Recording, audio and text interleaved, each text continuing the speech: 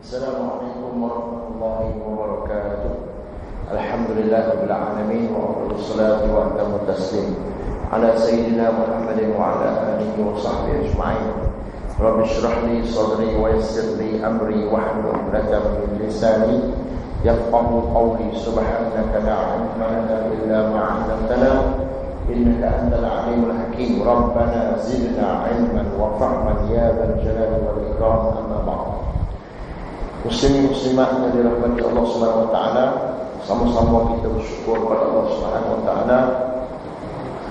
Malam ini Allah masih lagi memberikan kepada kita kesempatan untuk bersama dalam kuliah maghrib, dan malam ini insya-Allah kita bersama-sama untuk mula kaji pelajaran yang berkaitan dengan ilmu fiqh. Kitab yang kita baca adalah kitab Fiqhul Islam yang ditulis oleh Haji Sulaiman Rashid. Kita dah sampai pada muka surat 75. Jam itu mana ni? Syarat-syarat wajib sembahyang 5 waktu. Betul. Saya pakai itu. Cuma tak ada. Mayang sah tadi di Masjid Taman Intan, Mereka pecah. Alhamdulillah lah, pecah cerminnya tak pecah saya. Jadi buah itu sebab dalam tu ada komputer, ada benda-benda tak ada nak buang ni.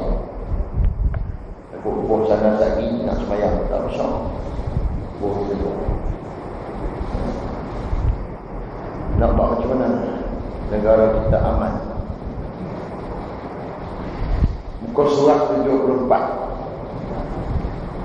Syarat-syarat wajib sembahyang 5 waktu.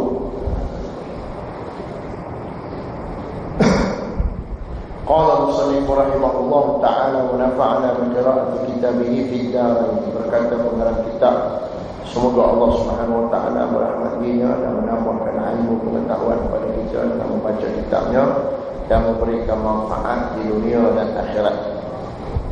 Syarat-syarat wajib sembahyang 5 waktu. Sembahyang 5 waktu: subuh, zuhur, asar, maghrib, isya.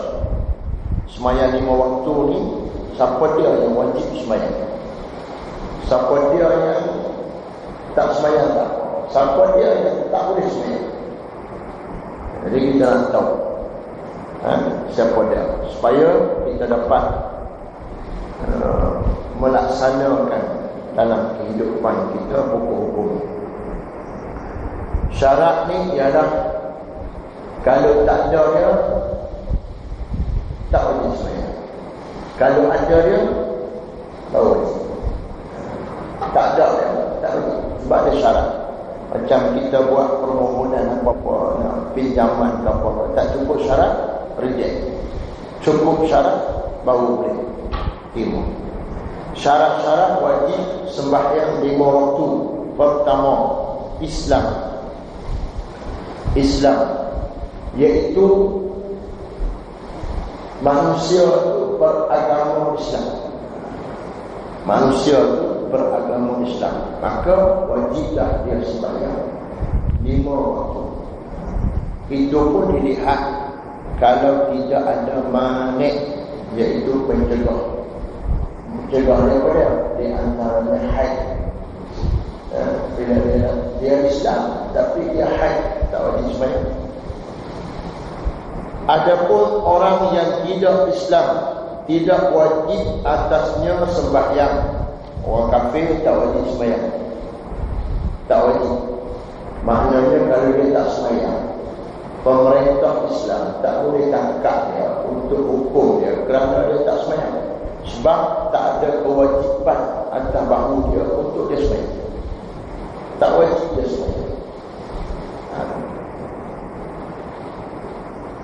Berarti tidak dituntut di dunia, kerana miskin pun dikerjakannya, kalau dia buat pun tidak juga sah, tak sah. Tetapi ia akan dapat siksaan di akhirat nanti sebab ia tidak sembahyang, sedangkan ia dapat mengerjakan sembahyang dengan jalan masuk Islam terlebih dahulu. Begitulah seterusnya hukum furuh ni makna cabang terhadap orang yang tidak Islam. Syarat mula-mula sekali, wajib seseorang itu sembahyang apabila dia Islam. Islam wajib sembahyang. Islam wajib sembahyang. Wajib ni tak mana, iaitu kalau dia tidak sembahyang, maka boleh diambil tindakan. Orang yang tak sembahyang ini perlu tangkap dan dikurungkan dan dipaksa dia sembahyang.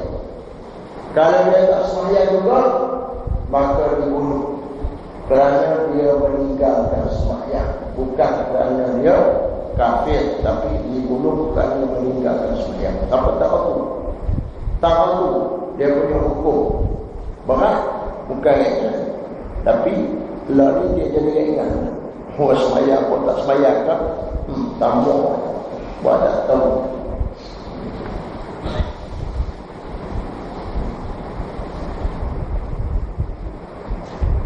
Firman Allah Ta'ala, fi jannatin yatasaalun 'anil mujrimin ma salakakum fi saqar wa qalu lam naku minal musallin wa lam naku nut'imul miskin.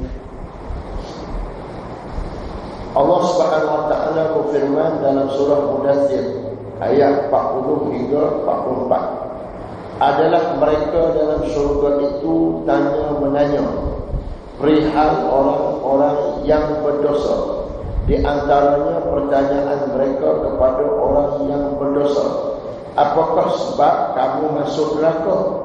Sahut mereka, kami tidak sembahyang dan tidak pula memberi makan orang miskin. Ni orang yang tak sembahyang masuk neraka. Bahkan ayat ini, kalau kita lihat tafsirnya, pertanyaan itu diajukan kepada orang kafir. Orang kafir yang masuk neraka. Kenapa kamu masuk neraka? Sebab aku tak sembahyang. Nak apa dia? Nak apa kata? Dia dihukum kerana tak sembahyang di akhirat nanti. Walaupun di dunia dia tak wajib sembahyang, dia tak dituntut untuk sembahyang. Maknanya pemerintah Islam yang melaksanakan undang-undang Islam tak boleh tangkap dia kerana dia tak sembahyang, sebab dia kafir.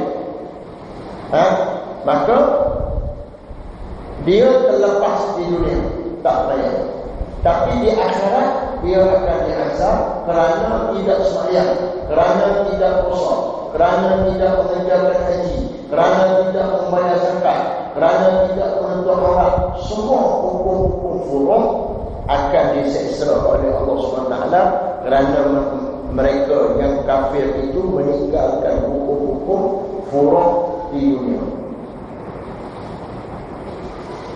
Mereka tidak dituntut untuk sembahyang di dunia, kerana kalau pun mereka sembahyang dalam keadaan mereka kafir, sembahyang itu tak sah, tak diterima sembahyang. Mana kalau pun dia sembahyang, dia main sembahyang juga, tak apalah, aku tak mahu masuk Islam, cuma aku nak sembahyang supaya aku tak kena hukuman di akhirat. Tapi sembahyangnya tak sah juga, tak kira, tetap kena hukum juga. Sebab itu tak dituntut di dunia. Kalau pun dituntut dia puasa, dituntut dia mengerjakan haji, dia buat, maka juga dia tidak sah, kerana ibadat itu bergantung pada niat.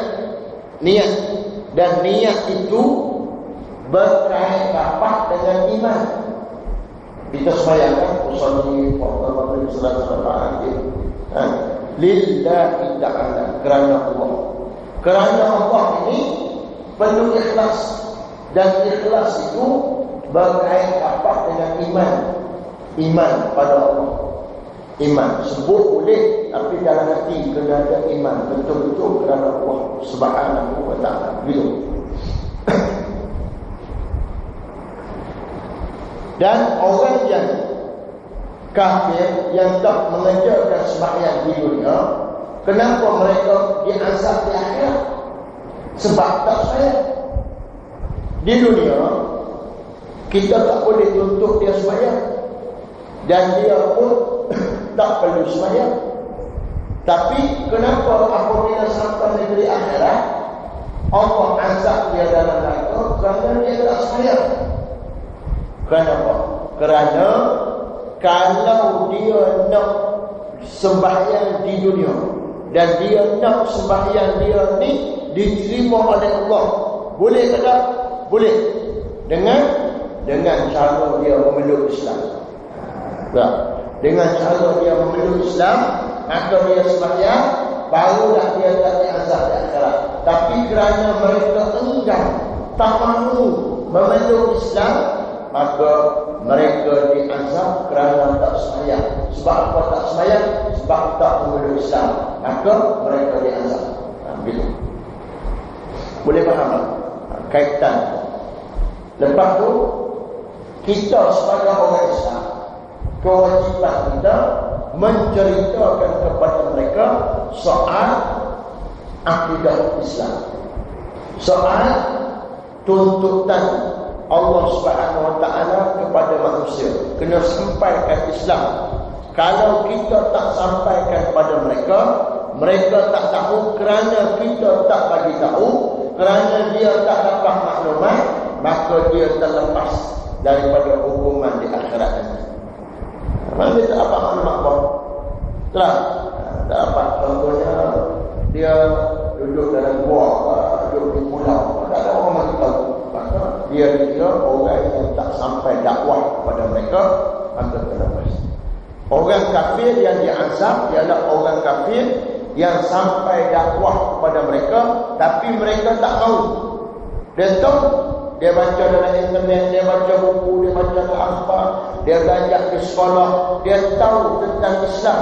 Kawan dia bagi tahu, jiran dia bagi tahu, dia dengar kuliah di masjid, dia tahu tentang Islam, tapi dia tak mahu memeluk agama Islam kerana benda-benda yang berkaitan dengan kehidupan dunianya. Maka orang ini bila mereka mati dan kiamat akhirnya dibangkitkan balik berada di negeri akhirat, maka mereka ini akan diazab oleh Allah kerana meninggalkan sembahyang. Sebab apa diazab kerana meninggalkan sembahyang? Kerana mereka tidak melakukan suatu yang membolehkan sembahyang mereka diterima oleh Allah, iaitu memeluk Islam. Tuh, kena faham situ. Adalah mereka dalam syurga itu tanya-menanya perihal orang-orang yang berdosa. Di antaranya pertanyaan mereka kepada orang yang berdosa, apakah sebab kamu masuk neraka? Sahut mereka, kami tidak sembahyang dan tidak pula memberi makan orang miskin. Ini boleh jadi sebab masuk neraka. Di antaranya berikut tentang tak mau bagi makan kepada orang miskin, termasuklah pakaian kepada mereka, termasuklah tempat tinggal yang baik kepada mereka. Dia bukan makanan saja, iaitu keperluan asas, termasuklah ubat. Kita ada duit, kita kaya, tapi orang miskin mati kerana tak ada ubat, tak dapat buat pembedahan dan sebagainya. Maka boleh jadi orang yang kaya itu diazab oleh Allah Subhanahu wa ta'ala.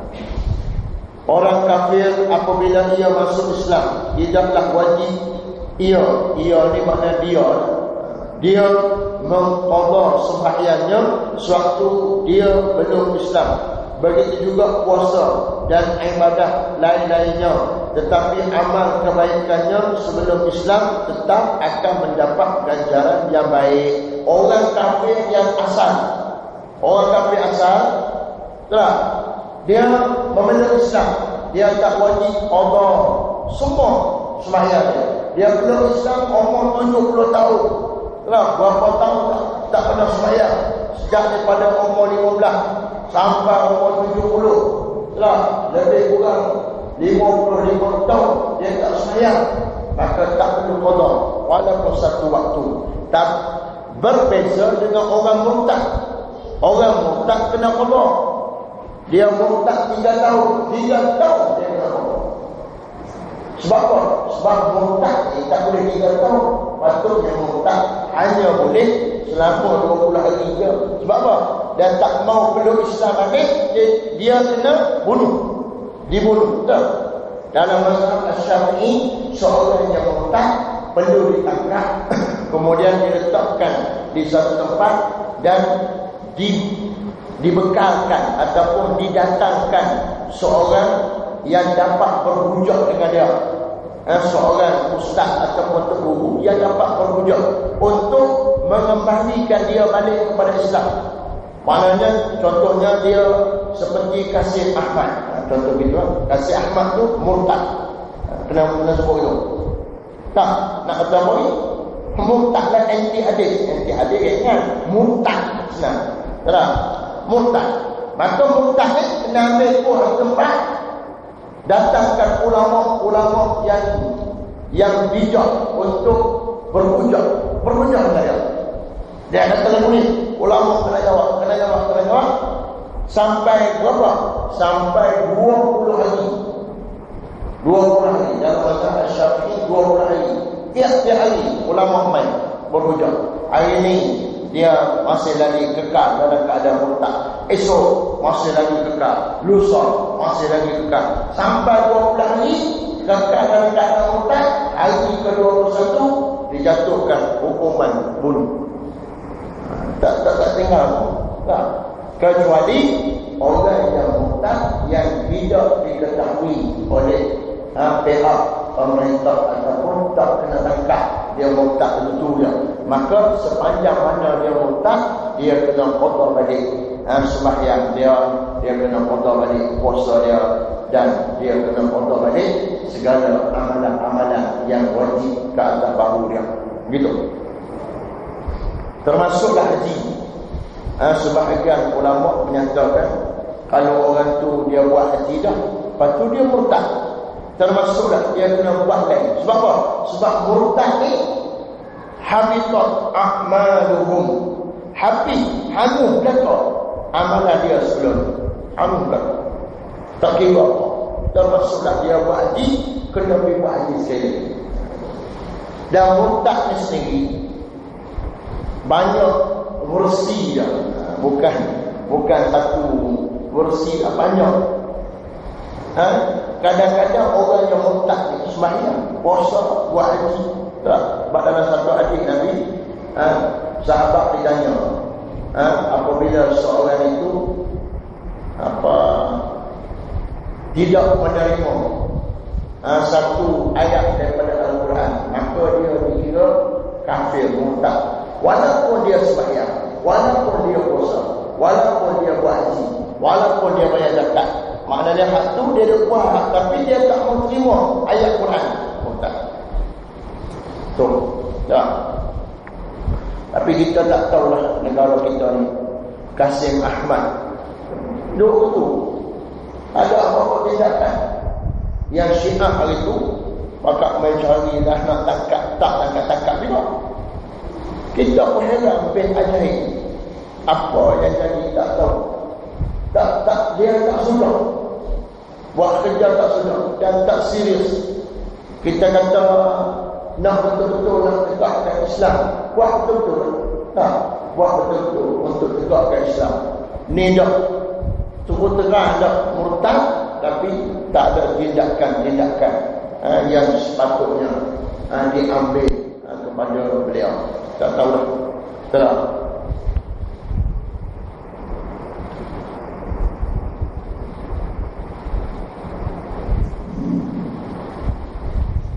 Dan satu lagi, orang kafir bila dia peluk Islam, orang kafir yang asal, dia tak pernah peluk Islam ni, tak, dia kafir, betul dia peluk Islam.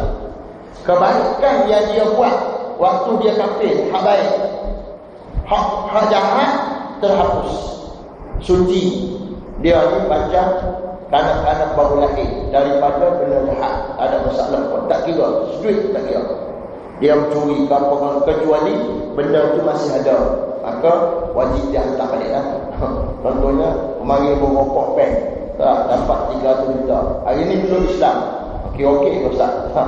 Nuah 300 juta macam mana Ustaz? Kena hantar balik lah. Sebab ada lagi, air tu ada lagi, benda tu ada lagi. Kecuali makan dah habis dah, tak wajib bayar. Kecuali berkaitan dengan undang-undang negara, itu soal lain lah. Lepas tu dia belum Islam.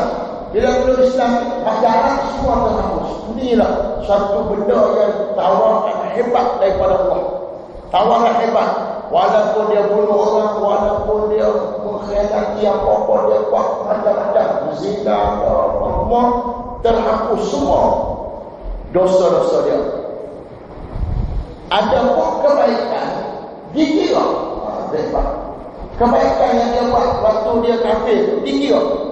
Dia buat apa, tempat parking kereta, dia buat tempat turun bas contohnya, dia buat bangsai tepi jalan untuk orang pelindung, dia buat tempat ni, maka jelas sekali dia belum Islam.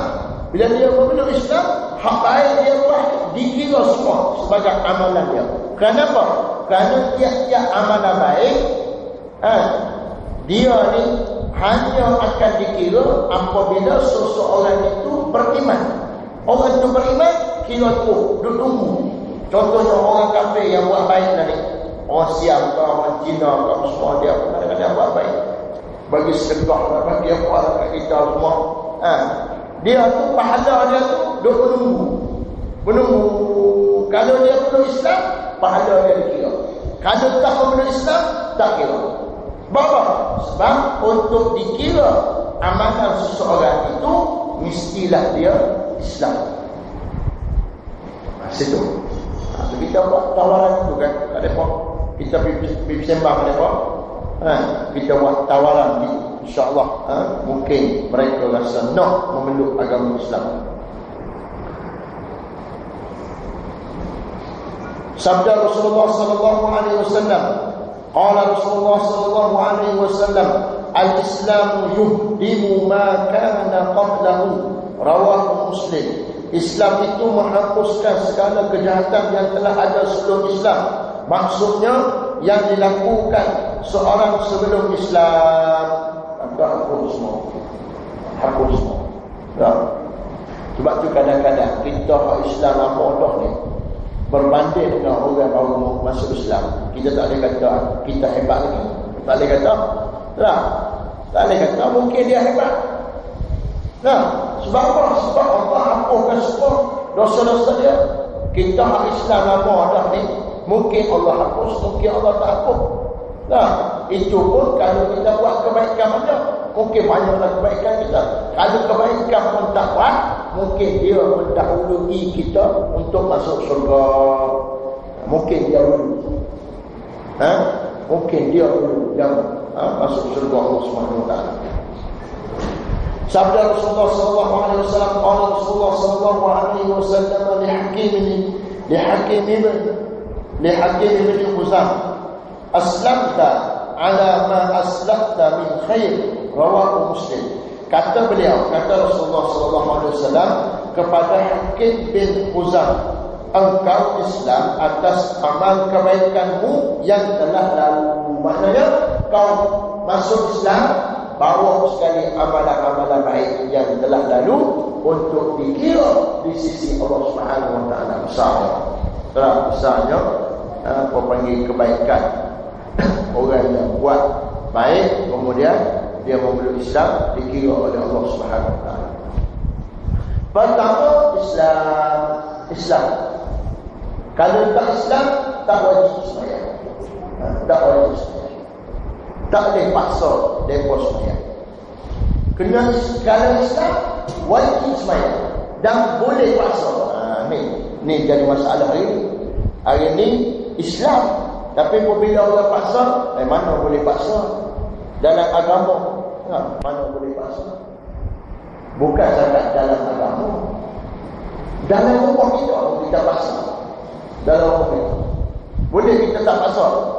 Anak pergi sekolah, ikut anak pergi sekolah, tak mau pergi sekolah, tak apa. Tak. Boleh tak? Kita buat itu. Buat tak paksa semua. Tak paksa semua, tak ada apa. Lampu merah. Ikut aku nak jalan. Jangan. Mana boleh paksa tu? Berhenti. Jalan. Lampu hijau. Ikut aku nak berhenti. Tak boleh paksa aku jalan. Jadi macam mana? Kalau tak boleh paksa. Sebab itulah paksa itu bukan semuanya tak betul, bukan semuanya jahat. Tak. Paksa itu kadang-kadang itulah yang baik kepada manusia. Termasuklah apabila seorang itu mengucap 2 kalimah syahadah, maka dia diberatkan dengan hukum-hukum taklifi yang telah Allah wajibkan kepada mereka. Ada yang wajib, ada yang sunnah, ada yang haram, mereka tak boleh buat gitu. Tapi orang tak faham, dia fikir kulai. Ya. Allah. Nombor 2, boleh faham? Dia orang kafir, orang murtad lain. Orang murtad masih wajib dia sembahyang. Tapi kalau dia sembahyang pun tak sah. Dia kena qada balik sembahyang dia. Kalau contohnya dia murtad hari ini, dia tak sembahyang seminggu. Atau bila dia seminggu, dia bertaubat balik. Hak seminggu ni kena qada. Kena qada balik. Bahkan sebahagian ulama menyebut kena qada daripada semenjak dia umur 15 tahun. Sebab apa? Sebab hapus semua hak lalu. Hak lalu tu hapus semua. Tu bahaya murtad. Bahaya murtad. Sebab tu kita sebut Kasim Ahmad ni bahaya dah. Tapi UMNO lagi bahaya. Bahaya dah Kasim Ahmad ni. Tapi UMNO lagi bahaya. Sebab apa? Sebab orang tak tahu kata mereka ni salah. Lebih-lebih lagi dapat beri lagi clear. Nombor 2, suci daripada haid, kotoran dan nifas. Syarat wajib orang itu sembahyang mesti suci daripada haid dan nifas. Iaitu darah haid dan nifas. Ini disebut juga dalam kitab-kitab lain. Dia panggil manik.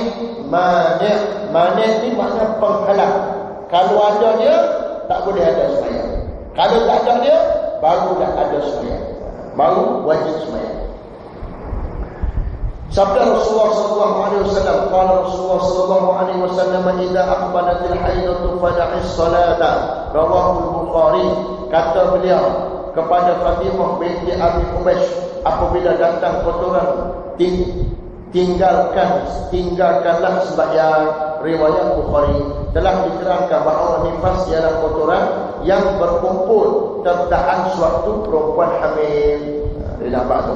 Satu, kalau dalam keadaan haid maka tak wajib sembahyang. Dalam keadaan nifas tak wajib sembahyang. Haid ialah darah yang keluar yang menunjukkan seseorang wanita itu ialah dalam keadaan sihat. Dia itu tiap-tiap bulan dia akan keluar. Paling sikit 1 hari 1 malam, paling lama 15 hari 15 malam. Dan seseorang itu ada khalid dia 3 hari, 7 hari, 11 hari, 8 hari, dia main, dia tak bulan. Lebih pada 15 hari dia kena sembahyang. Lebih pada 15 kena sembahyang. Kena basuh, sucikan tempat tu, kemudian letakkan kapas ataupun benda-benda lain, kemudian terus dia melakukan solat. Kerana dia dikira orang yang telah suci walaupun darahnya tak suci. Nifas ialah darah yang keluar selepas melahirkan anak. Melahirkan anak, keluar tu nifas. Paling sikit 1 lahzah. Keluar sekali, habis tu. Paling banyak 60 hari. Paling 40 hari. Paling 40 hari. Dia tunggu sampai 60, tak ada lagi. Maka dia kira orang yang telah berhenti nifas, maka kena sembahyang. Orang yang dalam keadaan haid dan nifas tak boleh sembahyang. Satu, tak wajib sembahyang. Kedua, tak boleh sembahyang. Maknanya haram sembahyang. Tak ada sembahyang. Tak boleh dia kata tak apa lah, saya pun saya nak sembahyang juga. Saya boleh sembahyang. Tak boleh sembahyang. Tak boleh, haram. Allah tak bagi sembahyang. Seperti puasa pada hari raya. Hari raya kita nak puasa. Tak apa lah, ya Allah, aku nak puasa juga. Aku larang lagi. Mereka lain, biarlah mereka raya. Mereka tak larang dah. Aku boleh lagi puasa. Tak boleh puasa. Kalau orang puasa juga kerana nak melawan hukum Allah, haram. Kecuali kalau dia tersalah. Tak, dia puasa juga. Biar pergi. Tuhan tak bagi puasa pun, aku nak puasa juga. Maka haram. Hukum dia haram, dapat puasa. Walaupun dia niat puasa kerana Allah. Sebab apa? Sebab Allah ni tak bagi puasa. Hukum ni, ibadat ni tak boleh ikut kita. Kena ikut Allah. Kena ikut Nabi. Apa Kasim Ahmad dia kata tak boleh percaya kepada hadis. Tadi apa pening? Kita kena percaya pada Quran saja. Hadis tak boleh percaya. Tak. Pening dia kata tu. Kenapa? Sebab Al-Quran tu pun ambil daripada Nabi Muhammad juga. Quran tu ambil daripada mulut Nabi Muhammad. Nabi Muhammad baca Alhamdulillahi Rabbil Alamin. Tulis, wahai Muawiyah ataupun Zaid, ini ayat Quran. Kamu tulis. Dia pun tulis. Penulis Quran ni Nabi sebut ni ayat Quran. Kamu tulis. Mereka mana tahu ayat Quran ke percakapan Nabi ke, yang memberitahu ialah Nabi. Nabi ni tahu. Dia bercakap. Ni ayat Quran. Tadi aku dapat wahyu. Ni aku bacakan wahyu. Gini. Maka penulis wahyu itu tulis. Jadi Kasim Ahmad ni Quran nak pakai, hadis tak mau pakai. Sedangkan Quran dan hadis itu datang daripada mulut yang sama. Mulut sama. Mulut Nabi. Tak? Quran itu pun daripada mulut Nabi. Hadis itu pun daripada mulut Nabi. Bagaimana boleh percaya Quran, tak mau percaya hadis? Sedangkan nak tentukan yang mana satu Quran itu pun Nabi yang tentukan. Tak ada orang yang masuk campur. Mana Nabi tentukan mengikut wahyu daripada Allah Subhanahu Wa Taala. Ni kita ni kena faham dulu. Hadis ni dia ada dhaif. Kita dah mengaji kan, ada hadis dhaif. Dhaif ni bukan sebab Nabi tu tak cerdik. Bukan sebab Nabi tu tersalah kata. Bukan sebab Nabi itu hak perkataan dia kurang elok, tak betul, maka dia dhaif. Dah. Dari sudut Nabi kata semuanya betul mereka, semuanya elok, semuanya kemas, semuanya sesuai. Yang jadi dhaif ini kerana orang yang meriwayatkan dia, orang yang bawa perkataan Nabi itu untuk sampai kepada orang lain. Orang ni dilihat dhaif, ingatan dia lupa, kunci motor pun dia tak tahu tak mana. Ni macam mana dia boleh hafal hadis? Tak? Orang tengok begitu. Dan orang ni kadang-kadang dilihat akhlak dia tak serupa apa yang dia cerita dalam hadis. Dia cerita dalam hadis begini-begini, tengok amalan dia tidak begitu. Maka ulama-ulama hadis, Imam Bukhari, Imam Muslim, dia buat syarat untuk menerima hadis Nabi, iaitu untuk menerima pengakuan seseorang bahawasanya apa yang dia sampaikan itu hadis Nabi, maka perlu mencukupi syarat-syarat ini. Syarat-syarat ini diletakkan. Mesti orang itu adil, tak? Mesti perawi itu beramal dengan hadis itu. Banyak syarat-syarat itu. Syarat Bukhari lebih hebat daripada syarat Muslim. Sebab itulah Sahih Bukhari diletakkan kitab yang pertama selepas Al-Quran, Sahih Bukhari dulu, lepas tu baru Sahih Muslim. Kenapa?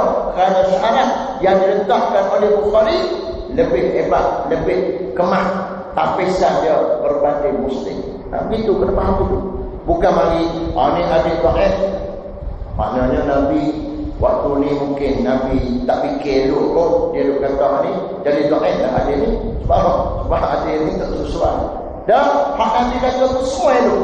Yang jadi dhaif tu kerana perawi dia. Dan ada di antara ulama-ulama yang baik dengan kerajaan, ulama-ulama yang suk ni, ulama-ulama yang cinta kepada dunia,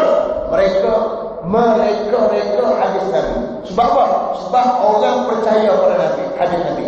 Pengundi semua percaya kepada hadis Nabi. Maka dia main drama, dia baca hadis Nabi. Sedangkan itu bukan hadis Nabi, hadis dia sendiri. Jadilah hadis itu mungkar, tertolak. Ataupun naik mereka hadis itu dhaif jiddan, tertolak. Itu ada di antara ulama-ulama dulu. Lah ni pun ada. Gitu. Kena faham gitu.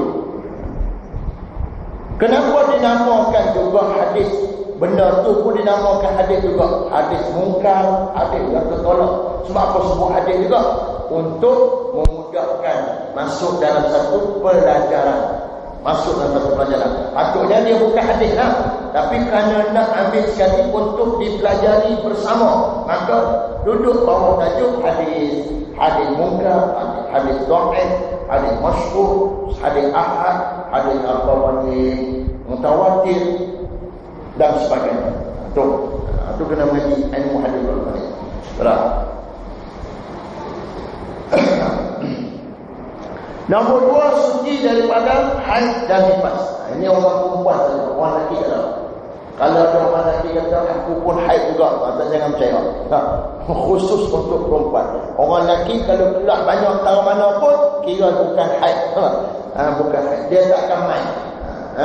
Allah tak buat gitu. Dia tak boleh menyatakan. Pasal apa tak nampak seminggu tak nampak di masjid ni, aku main bulan. Main bulan jangan, undi bulan boleh. Berangkat, nombor 3 berangkat. Orang yang tidak berangkat tidak wajib sembahyang. Berangkat ni tak boleh. Satu, orang yang cerdik. Okey, macam kita semua cerdik, alhamdulillah. Yang kedua, orang yang sah-sah cerdik, sah-sah tak cerdik. Ada waktu dia cerdik, ada waktu tak cerdik.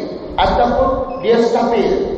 Otak dia ni pertengahan. Nak kata gila tak, nak kata cerdik pun tak, pertengahan. Orang yang cerdik macam kita wajib sembahyang. Orang yang pertengahan, dia sendiri kalaulah dia boleh berfikir, makna dia bab sembahyang ni dia boleh fikir, maka wajib dia sembahyang. Wajib dia sembahyang. Tapi kalau dia tak boleh, makna dia kena ada orang pimpin dia. Kena ada orang pimpin dia, baru dia boleh buat. Seperti penyakit, ada apa, sindrom Down, ada beberapa penyakit. Mana kalau orang pimpin dia, boleh. Maka wajib orang pimpin dia. Wajib orang ajak dia. Ajak dia, pimpin dia. Sebab dia boleh. Dia boleh. Dia bukan gila. Gila tu tak ada ajak lah. Habis. Hal ni boleh. Boleh dilatih. Maka wajib ibu bapa dia, waris dia, orang ahli Korea dia, jiran-jiran dia, melatih dia untuk dia beribadat dengan sembahyang. Wajib. Dan kalau dia sendiri boleh urus, wajib dia sendiri. Tapi kalau dia sendiri, kalau orang tak ingat dia tak sembahyang, maka tak dosa. Tak dosa. Cuma ahli waris dia, penjaga dia perlu bawa dia untuk beribadat. Yang ketiga, gila tu. Gila orang ni tak wajib sembahyang. Gila. Tapi orang gila ni, kita mesti mengawasi mereka. Mengawasi mereka. Pertama, kita kena jaga supaya tidak menjatuhkan maruah kita sebagai manusia. Kadang-kadang orang gila dia telanjang, lalu ke jalan dan sebagainya. Dia wajib pergi ambil dia tu, buh pakaian, tutup orang elok, dan kalau boleh diletakkan satu tempat, letakkan satu tempat. Kena buat macam tu. Dia tak boleh dibiarkan. Mana ahli waris ibu bapa dia ni, adik-adik dia ni bertanggungjawab kepada ahli keluarga dia yang gila, bertanggungjawab untuk menutup aurat, memberi makan kepada dia, dan mengawasi dia. Kena buat. Kalau dia tak boleh buat, kena suruh kepada pihak tertentu yang boleh buat supaya mereka ini tetap berada dalam keadaan terjaga dan tidak menjatuhkan maruah manusia. Kalau kita kira pakai lepas orang gila, pakai apa panggil lanjangnya, leguninya, dia jatuh maruah kita sebagai manusia. Tak boleh berniaga. Itu berakal. Orang yang tidak berakal tidak wajib sembahyang. Tak ada akal, tak wajib sembahyang. Dia ada satu lagi, iaitu gila sekejap-sekejap. Dia mana? Gila sekejap, okey sekejap. Gila sekejap, okey sekejap. Maka orang yang gila sekejap ni, waktu dia gila tak wajib sembahyang. Waktu dia berakal wajib sembahyang. Dan kalau dia tahu bahawasanya dia ada waktu dalam masa sehari ke seminggu ke, ada waktu dia, itulah maknanya okey dalam masa sehari, okey 4 jam 5 jam, maka apabila waktu okey tu azan masuk waktu, maka dia kena segerakan sembahyang. Sebab selagi main penyakitnya, dia tak nak sembahyang, dia segerakan sembahyang. Buat setengah orang lagi. Dan termasuklah orang yang mabuk. Orang yang mabuk. Mabuk ni, satu mabuk yang dia buat sendiri, dia telan, dia minum, dia apa. Orang ni wajib dia sembahyang. Dan waktu dia mabuk, dia tak boleh sembahyang. Tak boleh sembahyang. Maknanya kita sendiri pun tak boleh membenarkan dia sembahyang. Sebab bila dia sembahyang, mungkin dia sembahyang salah, mungkin dia baca ayat salah. Tapi selepas dia sedar daripada mabuk, kerana dia buat-buat ni, wajib dia qada sembahyang. Wajib dia qada sembahyang. Betul. Nanti kita akan baca lagi.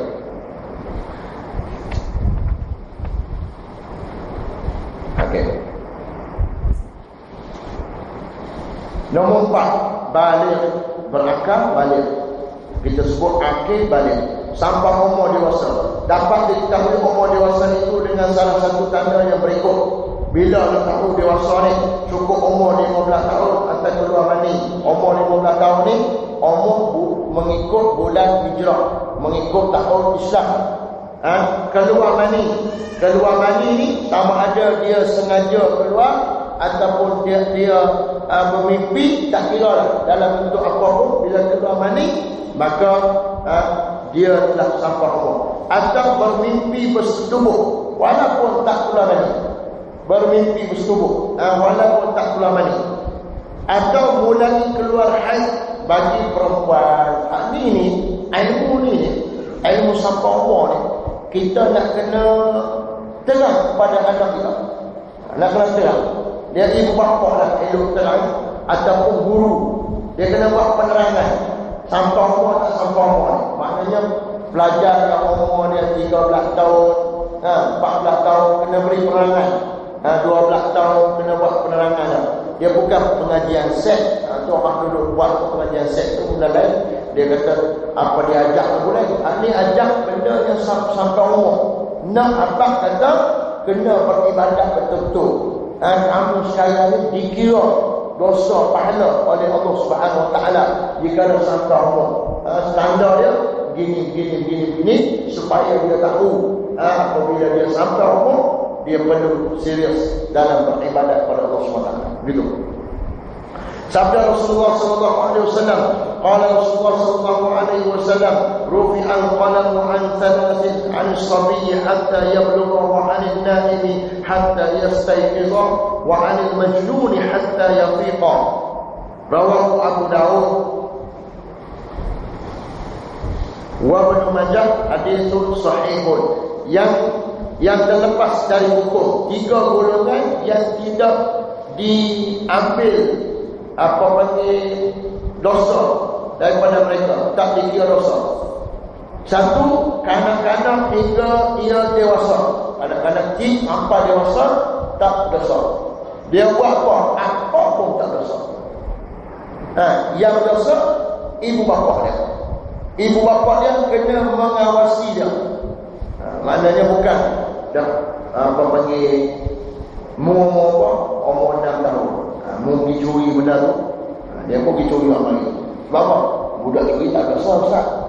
Kita tak curi, kita ambil kat dia. Jangan begitu. Semua orang tak boleh kira dia otak dia kuat. Dia kata saya ni tak boleh curi, dia dewasa lah. Dia suruh anak dia umur 11 tahun pergi curi. Pergi curi yang curi ni buat balik. Dia kata ni Ustaz, anak saya curi, bukan saya curi. Anak saya curi tak dosa. Tak. Mana boleh? Anak tu tak dosa, tapi kejahatan yang dibiarkan oleh ahli keluarga ataupun ibu bapa dia, maka ibu bapa dia menanggung dosa.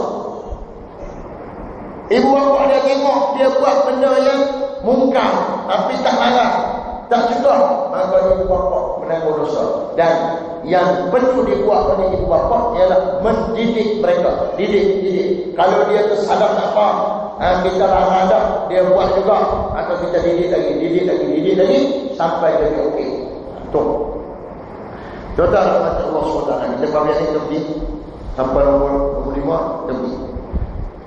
Wajib atas orang tua atau wali menyuruh anaknya sembahyang apabila ia sudah berumur 7 tahun, dan apabila ia sudah berumur 10 tahun hendaklah dipukul kalau tidak sembahyang. Ni kes apa di mana, Perancis apa? Sweden. Dia pukul anak dia kerana tak sembahyang. Tapi dia kerana kerajaan Sweden, kerajaan kafir, dia tangkap. Patutnya bagi hadiah. Patutnya bagi hadiah. Sebab apa? Buat hak Nabi suruh, buat hak Islam suruh. Dia pukul bukan apa patah tangan, bukan apa pecah kepala, pukul untuk memberikan tarbiyah. Tapi kena menjawab. Masih dalam pembicaraan, ditahan sana, anak dia balik main. Dan kalau kita Allah tak boleh nak tolong dia. Kira negara kita ni hebat dah ni, tapi tak boleh nak tolong, tak boleh nak ambil orang balik. Abang Presiden tu dia ni orang Islam.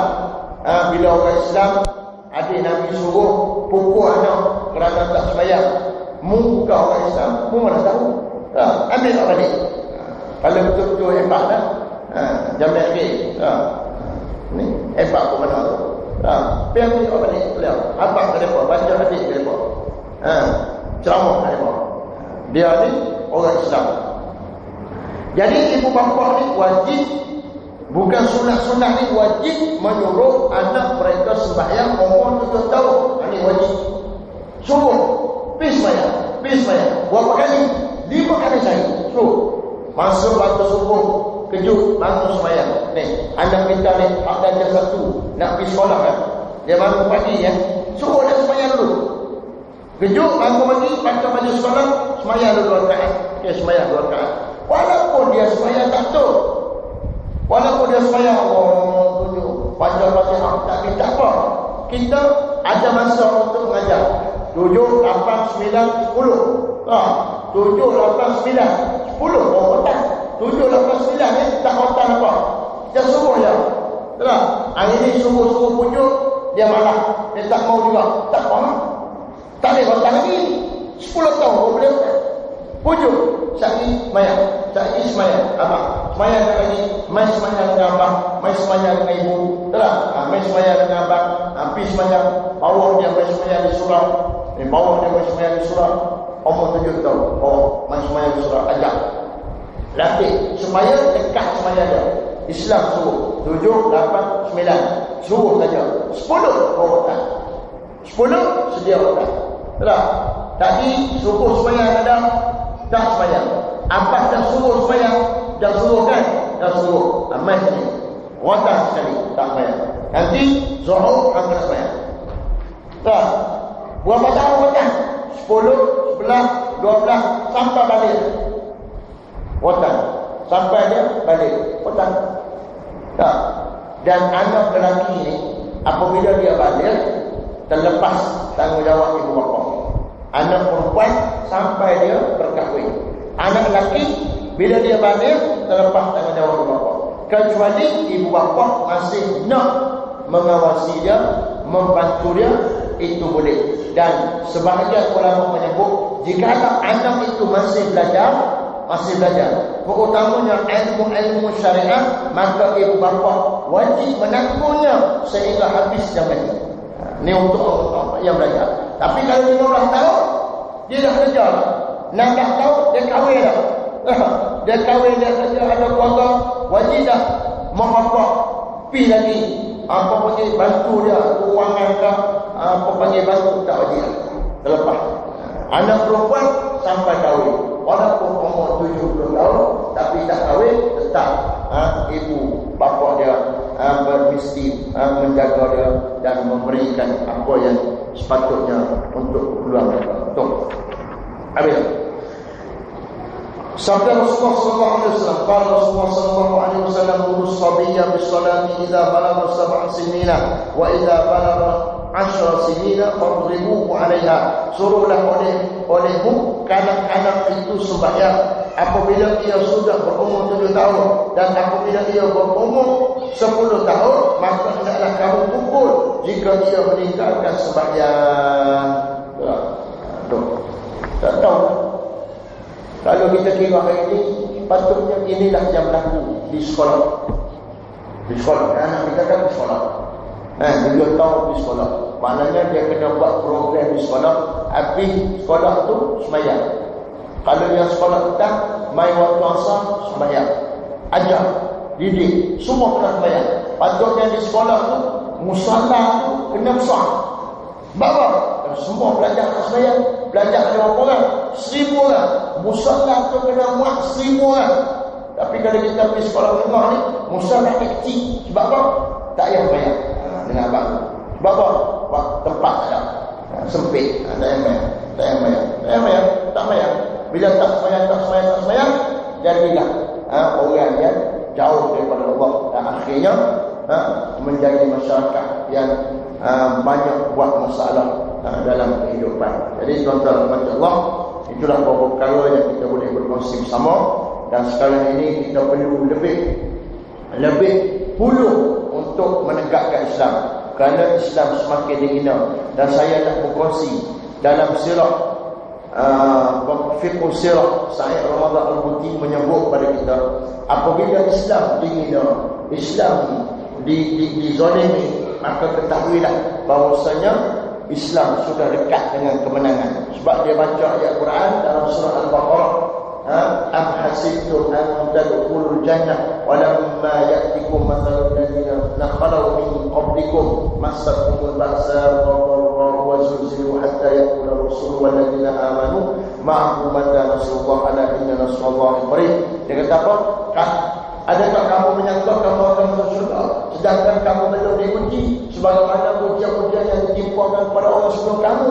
Mereka disakit di tubuh badan mereka, mereka dianiaya ahli keluarga mereka, sehingga mereka dan rasul mereka mengadu kepada Allah, bertanya, bilakah Allah nak tolong kami?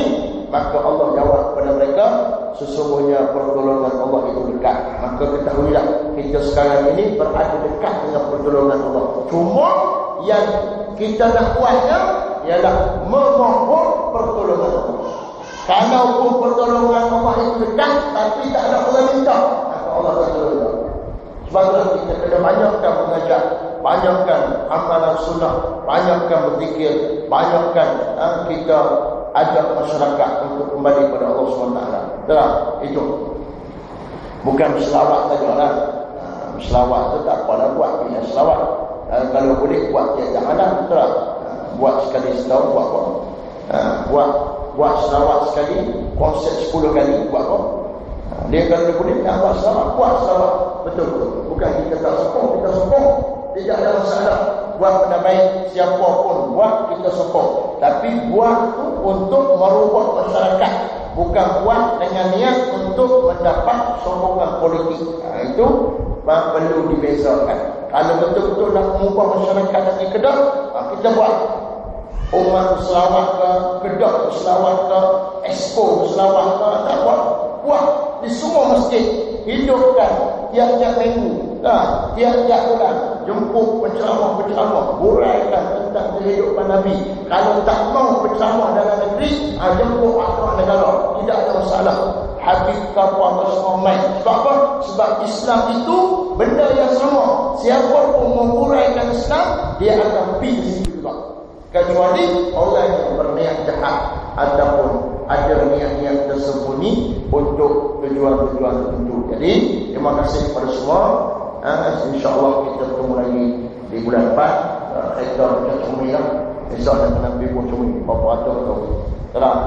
Jadi tak apalah ujian Allah SWT. Saya dah beringat nama dah. hari Jumaat itu baca khutbah di Masjid Pekalan Lebaman. Saya jadi imam. Allahu Akbar. Dia baca doa kita. Kereta bunyi tak? Kereta aku. Tapi teruk juga ada kita terima. Kalau kita duduk belakang, kita tengok lah. Kereta aku lah. Dia bunyi tu. Sok, pakai tak kosong lah kalau semayang.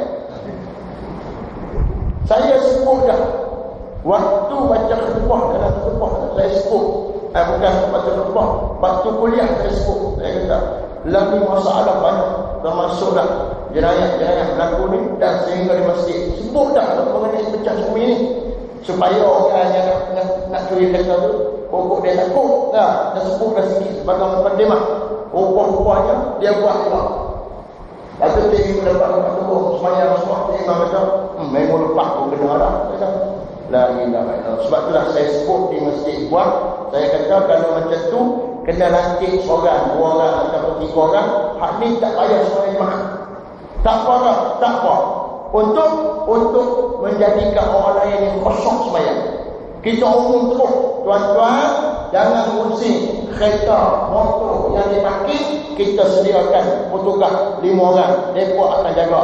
Tak ada orang akan pecahkan cermin kereta, kecuali mereka pecah. Jadi, orang nak semayang, kosong. Tak ada apa. Ni kita kadang-kadang, Allahu Akbar, dompet duit tak ambil. Sudah. Nak berhenti tak ada. Macam-macam. Tak kosong. Bahawa dunia Malaysia ku aman. Tak ada. Sebab tu saya kata tak apa. Tapi jangan sampai 3 kali. Gila-gila. Orang ni sekali. Memang depan jangan dia pula. Orang ni pula. Jaga. Kalau boleh, bawa orang perempuan. Tapi orang perempuan dia pun tak takut. Tak? Dia kena orang yang boleh tangkap mereka. Intan, tangkap tu. Macam mana? Lalu berlaku di banyak masjid buat banyak kali dah. Sini mungkin ada apa jalan. Lepas tu kalau Lebaman Taman Hitam pun bukan saya orang utama. Tadi duduk sembang banyak kali dah sini pun. Allahu Akbar. Jadi macam tu masyarakat kita hari ini menyusahkan orang dan buat orang yang beribadat ni jadi tak kosong. Kita payah. Lah, nak macam mana? Pakai kaki dalam masjid semua. Pergi mayat tanah Allah. Wabillahi taufiq wal hidayah. Assalamualaikum warahmatullahi wabarakatuh. Bismillahirrahmanirrahim. Alhamdulillahirabbil alamin. Wassalatu wassalamu ala rasulil amin wa ala alihi washabbihi wa ya Allah kami ampunlah dosa kami, dosa kedua bapa kami, dosa kami Allah, dosa adik-adik kami ya Allah, isteri dan suami kami ya Allah. Ya Allah, ampunlah dosa anak-anak kami, cucu kami, menantu kami, ahli keluarga kami ya Allah. Ya Allah, ampunlah dosa jiran-jiran kami, ampunlah dosa sahabat kami ya Allah. Ya Allah, ya Tuhan kami, ampunlah dosa umat Islam. Ya Allah, ampunlah dosa pemimpin-pemimpin kami ya Allah. Kembalikanlah pemimpin kami kepada Al-Quran, As-Sunnah, Al-Ijma', Al-Qiyas. Dan kami mohon kepada Allah agar mereka menjadi pemimpin yang baik yang menegakkan agama Allah. Ya Allah, ya Tuhan kami, murahkan rezeki kami semua Allah. Engkau lah yang mengatur rezeki kepada setiap hamba-hamba Allah, kepada setiap makhluk-makhluk Allah. Maka berilah kepada kami rezeki kami Allah. Ya Allah, jika rezeki kami berada di langit, maka turunkanlah. Jika berada di bumi, maka keluarkanlah. Jika jauh, maka dekatkanlah. Jika susah, maka permudahkanlah. Jika haram, maka sucikanlah dia ya Allah. Ya Allah, kami mohon kepada Allah, Engkau lah yang memberi rezeki. Tidak ada siapa pun yang dapat menyekat rezeki yang datang daripada Allah.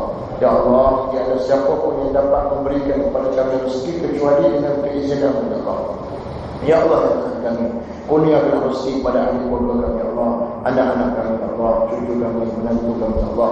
Ya Allah, kurniakanlah rezeki kepada jiran-jiran kami Allah. Ya Allah, kurniakanlah rezeki kepada sahabat kami Allah. Ya Allah, ya Tuhan kami, Engkau mengetahui ada di antara kami mereka yang tidak mencukupi dalam kehidupan mereka ya Allah. Maka kurniakanlah kepada mereka rezeki yang boleh mencukupkan mereka untuk meneruskan kehidupan ini ya Allah. Ya Allah, ya Tuhan kami mohon kepada Allah agar Engkau memberikan kesihatan kepada kami ya Allah. Ya Allah, sembuhkanlah penyakit kami ya Allah. Ya Allah, sihatkanlah tubuh badan kami ya Allah. Ya Allah, ya Tuhan kami, sihatkanlah tubuh badan kami semua ya Allah. Sembuhkanlah penyakit ahli keluarga kami ya Allah. Sembuhkanlah penyakit jiran-jiran kami, sahabat kami ya Allah. Ya Allah, ya Tuhan kami, tiap-tiap mereka yang Engkau uji dengan sakit, maka kurniakanlah kepada mereka sifat sabar dan gugurkanlah daripada mereka segala dosa-dosa mereka, ya Allah. Ya Allah, tiap-tiap mereka yang Engkau berikan nikmat sihat, maka kurniakanlah kepada mereka sifat syukur kepada Allah, dan jadikanlah mereka orang-orang yang beribadat kepada Allah, menegakkan agama Allah. Ya Allah, ya Tuhan kami, panjangkanlah umur kami, ya Allah, agar kami dapat mencari bekalan sebelum kami berjumpa denganmu di negeri akhirat nanti, ya Allah. Ya Allah, ya Tuhan kami mohon padamu, ya Allah, selamatkanlah Islam, selamatkanlah umat Islam, selamatkanlah negara Islam, ya Allah. Ya Allah, ya Tuhan kami, selamatkanlah saudara-saudara kami di Palestin, di Syria, di Mesir, yang berdepan dengan segala ancaman kezaliman daripada orang-orang kafir, ya Allah. Ya Allah, selamatkanlah umat Islam di seluruh dunia. Ya Allah, bantulah pejuang-pejuang Islam. Ya Allah, sebagaimana Engkau menghantar burung ababil untuk menghancurkan tentera Abraha, maka hantarkanlah burung ababilmu, ya Allah, kepada mereka-mereka yang berniat jahat kepada Islam, ya Allah, supaya mereka juga hancur lebur seperti mana hancurnya tentera Abraha, ya Allah. Ya Allah, ya Tuhan kami, semuanya kami lemah, ya Allah, kami dhaif, ya Allah, kami tidak mampu untuk membantu sahabat-sahabat kami, saudara-saudara kami, ya Allah, walaupun kami melihat mereka sedang dianiaya, dibunuh, dibiarkan mati kelaparan, dihancurkan rumah-rumah mereka, ditangkap, dipenjarakan. Ya Allah, mereka menitiskan air mata, ya Allah, mereka memohon pertolongan daripada kami dan daripada-Mu, ya Allah. Ya Allah, kami umat Islam yang berada di negara ini, ya Allah, kami lemah, ya Allah, kami tidak dapat bangkit untuk membantu mereka, ya Allah. Ya Allah, kami mohon pertolongan daripada-Mu, ya Allah. Ya Allah, bantulah mereka semua, ya Allah, dan bantulah kami, ya Allah, untuk bangkit menegakkan agama-Mu, ya Allah, untuk bangkit menegakkan keadilan, ya Allah. Ya Allah, berilah kesedaran kepada masyarakat kami, ya Allah, agar mereka semua kembali kepada Islam, ya Allah, berpegang kepada Al-Quran dan Sunnah, Al-Ijma' dan Qiyas, ya Allah. Ya Allah, ya Tuhan kami, jadikanlah kami pejuang-pejuang agama, ya Allah. Jadikanlah kami orang-orang yang istiqamah untuk menegakkan agama, ya Allah. Janganlah Engkau uji kami dengan ujian-ujian yang berat sehingga kami meninggalkan perjuangan ini, ya Allah. Ya Allah, ya Tuhan kami, bantulah kami, ya Allah, untuk membantu agama, ya Allah. Sallallahu alaihi Muhammadin wa ala alihi wasallam. Walhamdulillahirabbil alamin. Minna minkum taqabbal.